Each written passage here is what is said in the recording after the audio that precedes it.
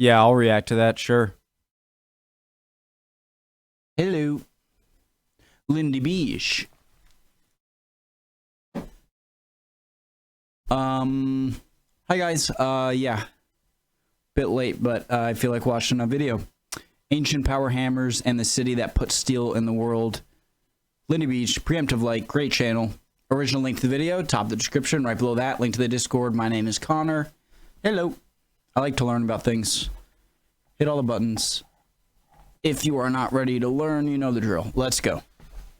On the southern outskirts of Sheffield, the steel city in the Midlands of England, yeah, they think they're northerners, but from Newcastle, they're halfway to London. That's not north. Anyway, is Abbeydale Industrial Hamlet. There, they have some very old water-powered trip hammers. The invention is a fairly old idea, but we don't know exactly how old. Literary sources tell us that the Hellenistic Greeks had them, and pretty certainly the Imperial Romans, and it is thought that by somewhere around the 1st century BC or AD, the Chinese had them. During the Dark Age, we lose track of them, but they reappear in the records in Europe in the 12th century.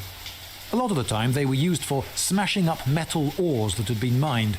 Here's a Roman stone anvil that a trip hammer has worn down into this shape. Cool. Here's an illustration from Georgius Agricola's treatise on mining, showing a 4-hammer crush. Okay, so these are the things with the E on, the capital E's on them, are the hammers, and this rotating, the water wheel spinning looks like it has pegs that catch each shaft pulling up the hammer, and then when it rolls far enough, it unclips, and then gravity pulls the hammer down, and it repeats. Genius. Powered by a water wheel. They were also used for metalworking. The big plates of late medieval armor were typically made from sheets pounded flat by such machinery. I am unaware of any remaining medieval examples, but we shouldn't expect there to be any. The best sites for building such devices would still have been the best sites centuries later, and so newer machinery replaced old ones on the same spots. The main thing they made at Abbeydale was scythes. We know that there was ironworking here from the 13th century, and they were still hammering out scythes here until 1933. These were the crown scythes, so called because they had a curved section to the blade, which was convex on the upper side. Very high-quality scythes made of laminated metal. There was a huge and subtle variety in scythe blade. I think of Grim Reaper. So this is like for grass cutting and for wheat harvesting, right? That's what a scythe is for? It's available. The workshops were reopened in World War II to help with the war effort, and then the place became a museum in 1970. Most of what you see here today is 19th or late 18th century. We know of a new wheel, presumably water wheel, in operation in 1685, and in 1777 a new dam was built to expand the water power of the site. Here we have a Jessup tilt hammer, named after William Jessup. It is clearly from a time when iron was getting cheaper, but it's still pretty early, somewhere around 1811. It was brought to the museum for display and isn't where it was used. It's impressively immense. On one side you see a gargantuan hammer which is lifted up by its head and dropped. On the other, another huge hammer has the end of its haft pushed down by the same cam, which lifts the head to the same effect. Here is the big wheel, big for better leverage, which once drove the whole thing. It looks as though there was once a second set of hammers there. The teeth on these cam wheels, held in with pins pushed in from the sides, were removable, so you could adjust the frequency of hammer blows. They were also of different sizes, which changed the height the hammer fell from. The pivot points for the hammers were also very adjustable, as you see here. Even in the days of steel, for the long hammer haft, it seems that wood was best. It had a bit of flex. This is so cast. I think it's cast iron or something. If you guys ever like held an older piece of, not power tools, but like work tools for like woodworking or whatnot, whether it be a pair of iron clamps or maybe an old lathe or bandsaw or something like that. They're the ones that were built in like the 20s, 30s, 40s, 50s, 60s. they seem to all be made of cast iron rather than the steel that most of them are made of today. And so they're much, much heavier and more robust. And I can't imagine how much this thing weighs, assuming it is cast iron, which I think it said it is. Hello, weapon fans! Look, hey. A Turkish kalkrish for disemboweling light infantry. Oh, no, it's for turnips. Sheffield is the town that made and sold so many knives and forks that they had to invent new kinds of cutlery just so that they could sell everyone another set. And so was born the cake fork and the fish knife and many more. The mark Sheffield on a steel item was a proof of quality. So, why did Sheffield become the home of the steel industry? Was it where the best iron ore was? No. The reason is, as so often, fluvial. From the west, clay and wood for charcoal could be transported in by boat along the rivers Loxley, Riverlin and Porter. Lead and lime came from the north down the Black Burn. Coal and sandstone for grinding wheels came from the east down the Rother. Swedish iron ore came via the port of Hull up the River Don, and finished goods went the other way to all points east, including Australia, or went northwest along the Don to Liverpool and all other points west. It is interesting how much, I'm pausing a lot, navigable rivers play a part in where big towns are made. I know a lot of southern, southeastern big cities in the U.S., southeast, are all along like this ridge line, not right on the coast, but a little bit inland, like Georgia, South Carolina, and maybe North Carolina, are right where the rivers become traversable is where the big towns got set up, because that's where, you know, it was easy to ship stuff out to the coast and whatnot. And powering the trip hammers were the Don and the Sheaf to the south, where the Abbeydale works were. There were once 160 water-powered works in this area. Coal, if heated in an airless container, turns to coke, and in 1709 Abraham Darby perfected the use of coke for making iron. This replaced charcoal and made the whole process a lot cheaper, as well as saving an awful lot of forests. In 1742, clock and watchmaker Benjamin Huntsman developed the crucible steel process in Sheffield. Steel suddenly got a lot better. They started making it here in the 1830s, and Abbeydale is still the last place in Britain that still uses Huntsman's methods. In 1779, the famous Iron Bridge at Ironbridge, Shropshire, was built. That's right. An entire bridge made out of iron. An unthinkably expensive way to make a bridge not long before. In the same year, a chap called John Wilkinson demonstrated that an iron boat will float. Would iron ever get cheap enough to make whole ships out of it? Presumably not. Oh, but in 1784, Henry Cort invented the puddling process, and iron production rates boomed. In 1856, in Sheffield again, Henry Bessemer invented his eponymous process, and steel got so cheap that massive, all-iron armoured warships were no longer the stuff of insane imaginings. It was a bit like our making jet fighter planes out of diamond. Oh, great material, and we do lots with it, but it's a bit expensive at the moment and only available in little bits. Ow! Ow! Ow! What's that? Right. What are you doing? Oh, that was a mistake. Okay, I should get a stuntman, really. But at least I found this spoon, so swings and roundabouts, eh? Sponsor! Yes, it's sponsor time, which was why I leapt in like that. And my sponsor is Wondrium. Wondrium, there it is. There's his link. If you do decide to do this, make sure to use it there. It helps out Lindybeige. And what's Wondrium? Oh, right. Well, it used to be called the Great Courses Plus, but now it's called Wondrium, which is combined with some other... It's just more and bigger, and it's now called Wondrium. So now you know. Oh, and it's lots and lots of lecture courses on all sorts of topics. Videos by distinguished professors from distinguished universities telling you stuff that you may want to know. And on all sorts of topics, you're bound to find something you'd like, I'd have thought. And you can trust these guys because they've got qualifications. I mean, not like just some YouTuber. You might want some knowledge and think, oh, I'll just type something into YouTube.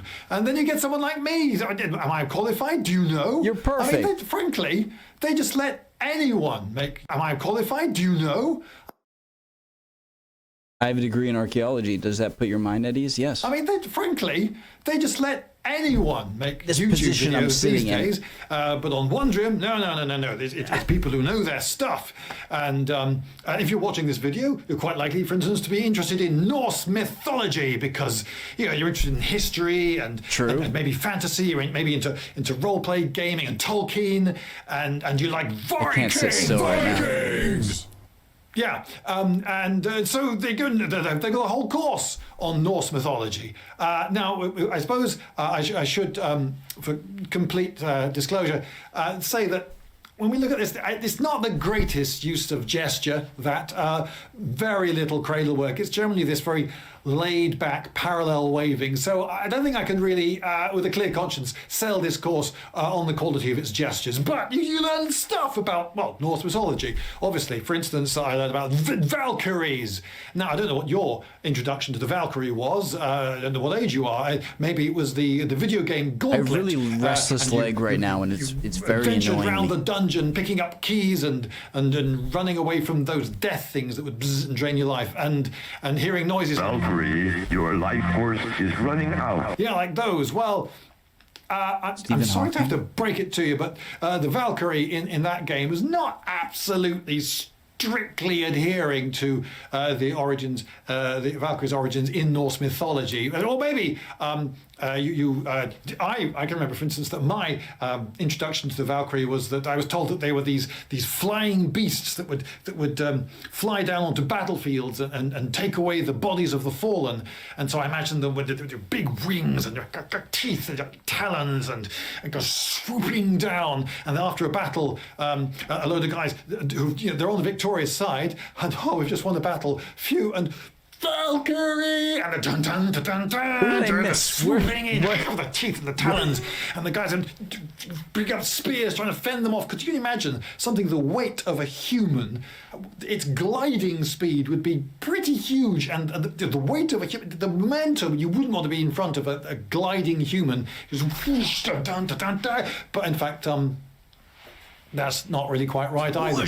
Wagner. Some of you, I'm sure, are opera buffs, or at least you've seen those pictures, haven't you, of the fat lady with the big winged helmet and the breastplate going, oh, oh, oh, oh, only better. Well, it turns out that guy Wagner, who was German, by the way, did not take liberties. You could say he was making it up. And according to the ring cycle, if you've lived all the way through that, they were the 9 daughters of Odin. No, they weren't. He made that up. No, if you can look at the origins in the Norse myths back in the day, they were in fact mortal women. And it was being a Valkyrie was like a job you could get. Brunhild, the most famous of the lot, she took an oath when she was 12 years old to serve Odin. You had to remain single. That was one of the rules. And if you married, you got thrown out. You see, you could lose the job as well as get it. Brunhild, I think, lost her job because she got the wrong king killed, and Odin wasn't happy. So she got chucked out. She lost the job. So you can, if you're into role-play gaming, you might think, oh, so Valkyrie is like a character class. You can actually take an oath, become a servant of Odin, and then you get to fly, because they didn't have wings. They had sort of feathery cloaks that gave them the magical ability to fly. Oh. And you'd have to serve in Valhalla, but that was considered to be an honor, so that's all right. So there were definite perks. I dare say the food was good. Anyway, so so you'll find out lots of stuff like that if you watch stuff on Wondrium. But maybe you wouldn't like it. Maybe you would. Oh, wait a minute. If you go to wondrium.com/Lindybeige, you will find there details of a free trial. So you can just try it out for free, and it's just unlimited during that trial period. You can just go all the way around the site looking at all sorts of stuff. Don't overdo it though. Do leave some time for sleep. And if you like it, you can become a permanent subscriber, and that would be good. So there you go, Wondrium. These are the products. Scythes. Ooh, a proper one with side handles at different angles and an S-curved shaft. Hay knife, grass hook, beat knife, none of that multi-purpose rubbish.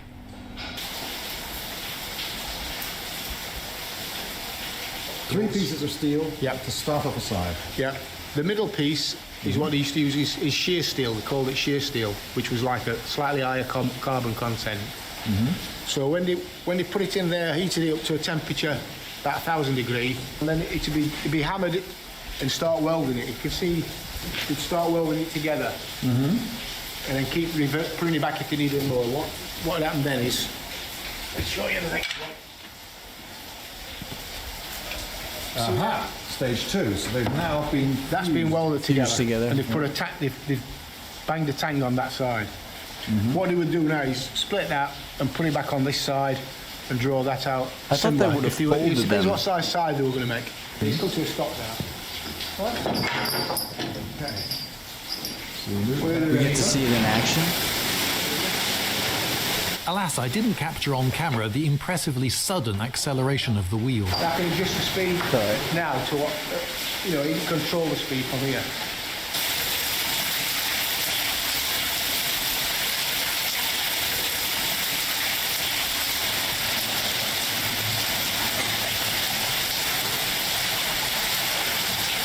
This upper rod, when twisted, moves a wedge which controls the flow of water from the main upper tank. Gravity is kept switched on at all times so that all that potential energy is just ready to go. Here, there is another control regulating water to a second, smaller water wheel that powered the bellows. There were once 4 water wheels in operation here. This flow-adjusting control has a simple but effective way of holding a desired rate: teeth on the stick and a peg to rest one on. Now this I love. This water-powered axle once turned, and these beautifully curving 3-pointed cams over which rode a wheel in a tipping beam worked these vertical rods up and down, which powered these drums set into the ceiling. They were huge bellows, and these blew air along this pipe across the ceiling and down to this junction with its 2 valves. Valves. Which regulated airflow to the 1000-degree furnace on the right and the 900-degree one on the left. A drawer-like hopper for coke. At the end of the main drive shaft is this eccentric cam which works a bar above it up and down, which works a gigantic pair of cast-iron snippers. Here you see the powerful jaws. The bottom hard steel blade is in place with a wooden wedge next to it, but the upper blade is missing. Cut. In one turn of the drive shaft, this would snip through a thick billet of steel. The hammer operator made about 84 scythe blades a day. He sat on a seat suspended on a single iron rod which gave him great freedom of movement. Beneath was a shallow trough filled with sand or water. Gave him blades a day. He sat. I want one of those. That would be perfect. Look how I'm sitting right now. That's so cool. The seat? On a seat suspended on a single iron rod which gave him great freedom of movement. Oh, that's great. Beneath was a shallow trough filled with sand or water. If he accidentally dropped a very hot bit of metal, this would catch it gently and safely. Do you see how each wooden tooth is individually replaceable? With one tooth in every socket on these cams, the hammer in the back. If one breaks, you can pull it out and then put one right back in. Replaceable. With one tooth in every socket on these cams, the hammering could be made very rapid. Adjustable pivot points again. The frame is a mix of stone, wood and cast iron. The main drive shaft could run many drive belts that could be connected and disconnected as needed. Here you see a belt-driven grinding wheel. Before and after rubber arrived in Britain in the 18th century, That's so cool how I pictured, one water wheel would be used to drive one machine, but they're using the water wheel and they have a bunch of different levers and valves and whatnot in order to use the power for like 10 separate different activities, jobs. There is jobs around the little building here. Really cool, smart, genius. Was used for perfectly serviceable drive belts. This design of water-powered trip hammer was in its heyday 1720 to 1850. This one dates from 1742, although I dare say that it has been upgraded and repaired so many times since then that... Sorry to pause you so quick. I just want to say, I took a history of Rhode Island class. I'm from Rhode Island, if hopefully you know. But in the north of Rhode Island, northwest of me, probably 50 miles, I forget what they're called, are a lot of buildings similar to these ones where they have these water wheels and these kind of textile mills, I think. And is it Woonsocket? I think it's in Woonsocket, Rhode Island. and very similar time period, late 1700s, early 1800s. From that year remains. Abbeydale was unusual in that it was a fairly complete factory. It made its own crucible steel on site. Here you see the furnaces, where the crucibles would be heated for about 4 hours before the puller out, his legs wrapped in water-soaked cloth, would extract them, and the teamer would pour out the metal into ingots. One thing I'm going to guess about the Victorian workers who were down here is that they weren't terribly tall. Clay crucible pots made here on site. Each could hold 56 pounds of molten iron. These look used, but not much, because a pot would typically last just 2 or 3 uses. So this is where the pots were made. Even that is still impressive, in my opinion. I'm amazed at how ceramic or clay, how those things can withstand the molten metal. Floor here, you see this large tray, that would be filled with clay, and that would be trodden for hours to get it just right. And then a lump of it would be put into one of these pots, and then you'd put that plug into the pot, and then out comes a nice... that's it, with one of these absolutely enormous mallets, and that would shape the crucible. Oh, I love it. So this tool was used to curl in the top of the crucible when it was still soft clay. I have on a few occasions on Roman archaeological sites excavated crucibles and bits of slag, and very quickly you get to know to recognize it. It has this particular lumpy, bubbly quality. It's often quite multicolored, like oil in water. The charge room, where the highly secret assortment of ingredients was weighed out and mixed before being taken to the crucibles. A large planter for greenery? No, that's a hammerhead. This is a swage block. It's like an anvil for lots and lots of specialist tasks. Here's one mounted in a stout holder for use. 6 blacksmiths worked here, tempering blades and making repairs, and 100 other tasks. Insulation for a slate roof? It was probably warm enough when they were working. They also made their own patented riveted scythes, which were lighter and cheaper. These were put together in the boring shop, named after the drilling done for the rivet holes, although it does look pretty dull to me. The blacking shop, where women painted the finished blades with a black varnish to protect against rust, and packed them in straw rope for export. The longest scythe blades I saw here were about 5 feet long. Jeez. Let your imaginations loose now, viewers, as you imagine what the heck could have charred 3 great lumps out of the side of this very primitive stool. Is it a shovel? Is it a sieve? It's both! It's a shovel sieve. It's a shiv. This steam engine is working, and in its original position. It didn't supersede the water wheel exactly, but instead was the backup power in case the wheel went out of action, perhaps because the water level behind the dam was a bit low. Ooh, looks it powered well the grindstones. maintained. The life expectancy of the dam was a bit low. It powered the grindstones. The life expectancy of the grinders was very low because the fine hot dust of sandstone gave them silicosis, much like flint knappers used to get. They worked in the grinding hull. You could probably find it by following a man with a bad cough. That huge chimney on the right is above the crucible furnaces. Stables. Carriage. The manager's house. I gotta show you guys, I can play some piano, like 2 songs, pretty well. Did everyone have a pair of pottery dogs back then? My granny had a rug like that. Coming soon. Pantry. In a small room. There's nowhere to run. Jesus, Lindy. In 1842, the Coal Mines Act forbade mining companies from using women and children as workers down mines. What? Come on.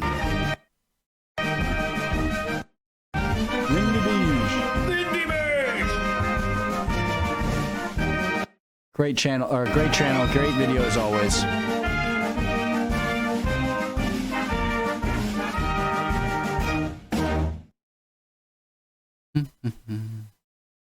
Oh crap. Rock Foundry. No, Asmon. And Highmall, I think, was also I'm not fucking trying to- amazing as well. Hey, whoa, watch your That was a good language, time for the Asmon. stream. It was a great time for the stream. All right, really cool video, On guys. the southern out. Like always, Lindybeige, great channel. Hope you're all doing well. I know I'm in a weird, creepy position right now. Hey. But I'm a spastic weirdo. See you guys next time. Hope you're all doing well. If not, that sucks. You'll be good soon. Don't worry. Emotions are fickle. See you next time.